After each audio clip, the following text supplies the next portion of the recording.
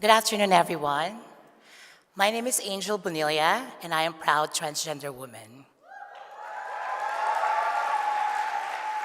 Growing up was tough for me. I was bullied, judged, and rejected. But as you can see from that video, that I did not stop from achieving my dreams. I believe that if you work hard and if you believe in yourself, dreams can come true. It may sound cliche, but it's true. Given everything that's happening in this country right now, just simple act of being yourself, a radical, powerful act. You are showing other people that you are not afraid and that they can be themselves too. Being here at this conference and doing the good work that you are doing is an act of courage.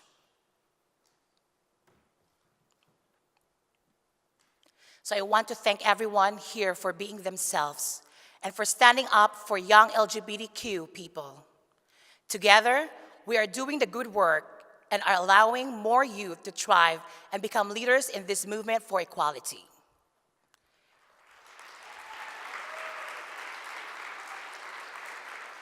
We are doing work of the heart, and if you follow your heart with persistence, everything is possible. Thank you.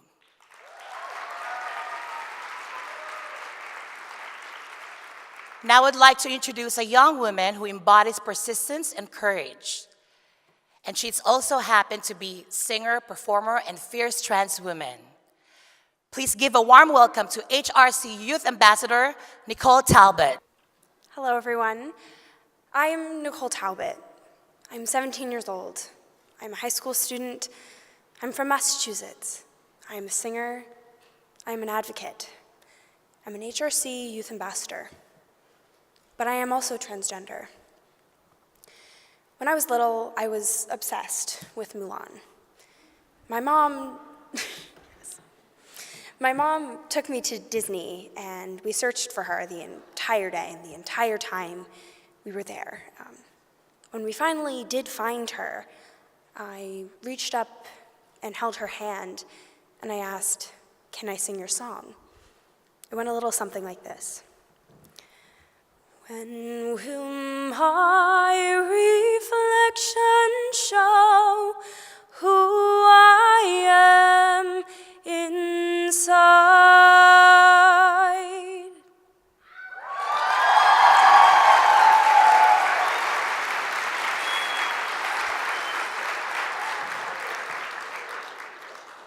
I was only 3.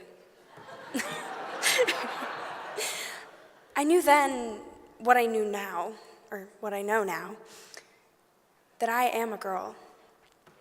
Throughout my childhood, I always knew something wasn't right. I knew I was a girl, but that didn't make sense to the rest of the world. At the age of 7, I was diagnosed with dyslexia, a language-based learning disability. At school, I was bullied for being a slower reader, but also for being different.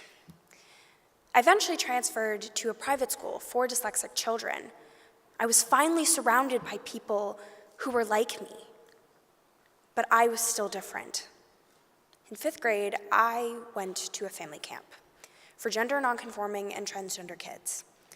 For the first time, I got to live as me for an entire weekend. Dresses, makeup, high heels. And for the first time, I performed in front of an audience as myself. On the 2nd day of the camp, I said to my mom, "I feel like a bird that's been trapped in a cage since the day she was born, and for the first time got to spread her wings and fly."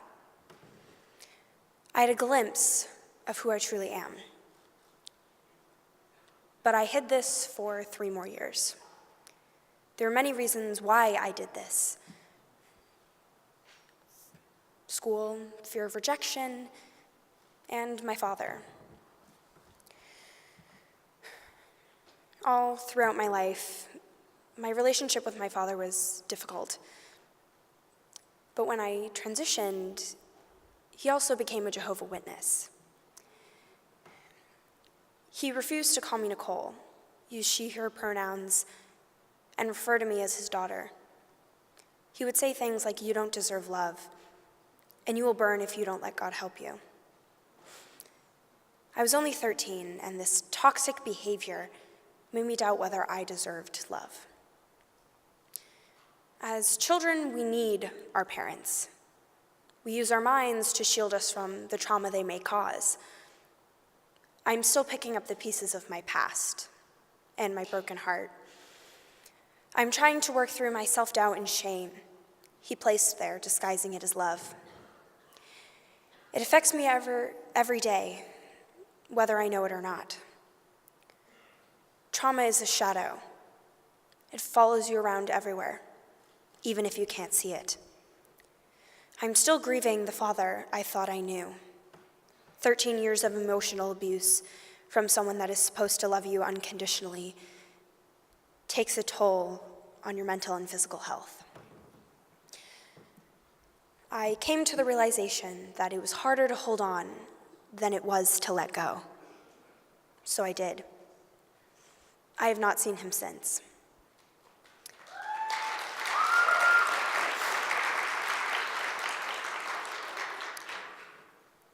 But this experience has taught me one thing, that I deserve unconditional love.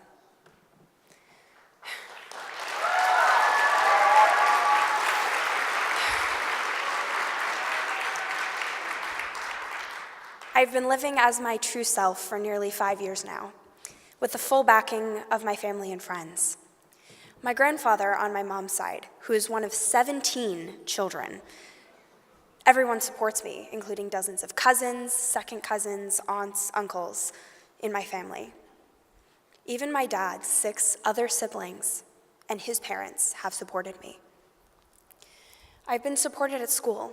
My middle school principal, when I came out, told me I will forever be his greatest teacher. My current high school principal said, "Nicole, the most uninteresting thing about you is the fact that you are trans." I agree.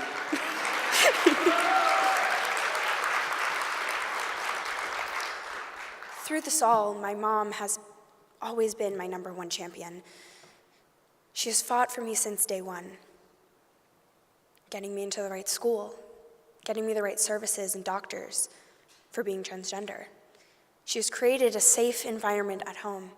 She has fought beside me for the rights of transgender people, all while driving me to countless voice lessons, rehearsals, and much more. No parent is perfect, but she's pretty close.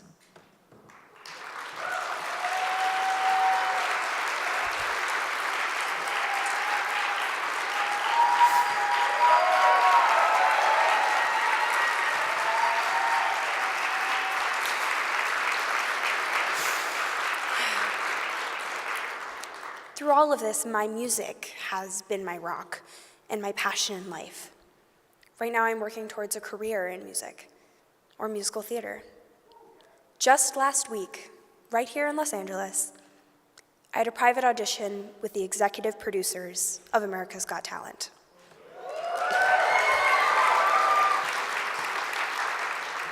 But I'm not supposed to tell anyone, so shh. I have sung the national anthem multiple times for the Boston Bruins. I have performed in more than 35 productions and professional theater productions. But along the way, I have found another way to use my voice. In Massachusetts, we spent the last 5 years securing and defending anti-discrimination protections for transgender people.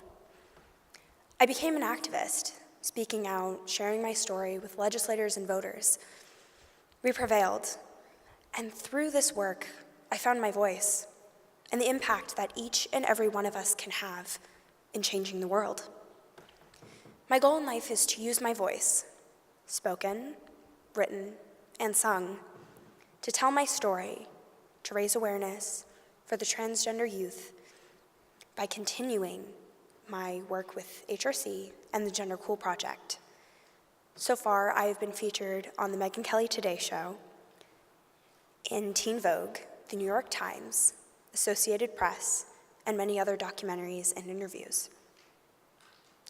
And today, I want to thank all of you for using your voice to support trans and queer people as well. But there's still so much more we need to do. As we finish Time to Thrive here in Anaheim, I have one more thing left to do. Go to Disney and find Mulan.